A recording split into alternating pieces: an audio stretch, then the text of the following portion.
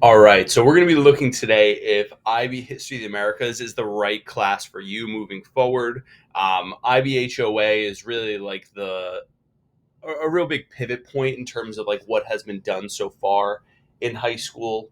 Whether you took world history or government or other classes before that point, getting into the IB curriculum, which is part of a 2-year program, is really a large, step up. And I'm excited to kind of explain what goes into this class so that you have a better understanding of what it could be like going forward for you. So again, I think many people might be intimidated just from like stuff that they hear from friends and whatnot, upperclassmen, about what this class might be like. So let me just kind of outline some of like the core components of like what you need to be like. I mean, guys, this class, like any class, if you want to do well, it requires effort, right? So if you're willing to put in that effort, good things will come your way.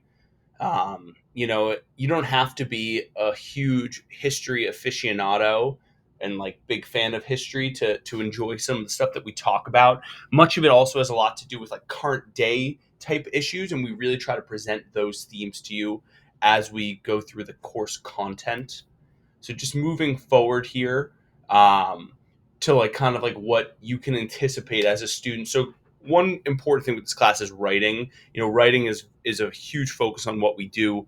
And so in total, you'll be writing about 20 to 25 pages throughout the course of the year. You're going to have three major writing assignments. The first one in quarter one will really just be like kind of like an introductory assignment to get us going. And then after that, you're going to have two IA, they're called like internal assessment research papers. And I'll explain the format and of all of that, and we'll go through like literal lessons about like how to do those things, um, because they're going to be different than research papers you've written in the past.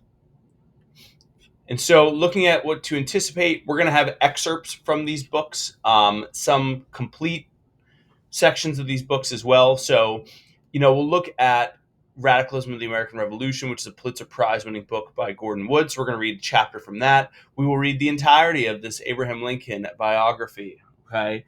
Abraham Lincoln, Civil War America.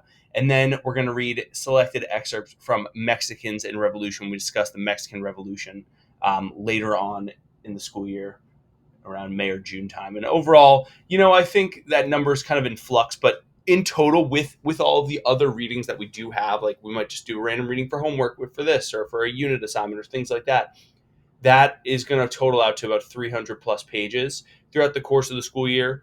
So that may seem like an intimidating number. Realize that it's not. We're not going to be you're not going to have readings every single day. It's just dependent on like some of the course material. And yes, of course, you will have some in-time class for some of the stuff as well. So what to anticipate? We're going to focus our content on both North and South America. And so one thing here to make note of is we do multiple styles of assessments. The first is for like our unit assessments. They will be multiple choice. Okay. And then after that point, you're going to have paper 1 and paper 3 assessments.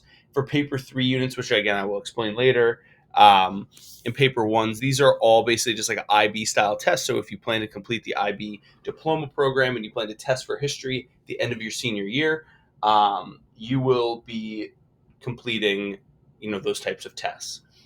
With that being said, we also have poster projects, we have gallery walks, we have other types of maps and physical activities, as well as debates and Socratic seminars. So not everything is limited to like this rigorous, super uniform style of testing. Okay, we have a lot of other ways of interpreting that, and we also do a lot of stuff to benefit learning outside of the classroom. We have multiple field trips throughout the year. This is our students at Gunston Hall, which is the home of George Mason. So this was a field trip back. This is the current senior class, the class of 2025, when they were there this past year. Okay, this is a few years ago when we took some time, went to George Mason to look at their exhibit on the slaves of Gunston Hall. So again, beautiful weather. We had a great day there exploring. This is one of our dance and decorum lessons. Okay, so it's always a fun lesson that we like to end off our winter period with. Okay, get more into that later. And then we also take a field trip to the National Portrait Gallery. which again, here's the class of 2025 from last year. So again, this is not completely entangled to like rigorous academic study. I equate HOA with like a work hard, play hard type of course. So if you have any questions, please feel free to reach out. I know it's not listed here, but my email is ntashy, TASHJY, so NTASHJY at fcps.edu.